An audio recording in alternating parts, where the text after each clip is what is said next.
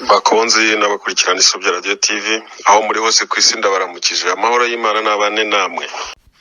Mvuga muzica Habyarimana ntibica abatutsi. Mvuga bishoboka. Ubwo muraje muhinde ngo Kazigaba yavuze muzansubiza iki kintu niba mwarumvaga ko mushobora kwica Habyarimana mwaranafasha abatekinisiye banyu mukabashyira mu ntera hamwe n'ibitenge hanyuma bakica Habyarimana ntibajye kwica abatutsi. Muvuga ukuntu mwashoboraga gutandukanya umututsi n'umuhutu muri kiragiye mwashakaga gutabarana mwatabaye abo mwatabaye nabaye uyu munsi bakoze urutonde bati dore abo twatabaye mwaberekana mwatabaye Bizimana naho gushimira ngo Imana umuntu yabanza agashimira inkotanyi biragusa ntuzizirindira we umusanzu w'umunwa gusa umusanzu w'umunwa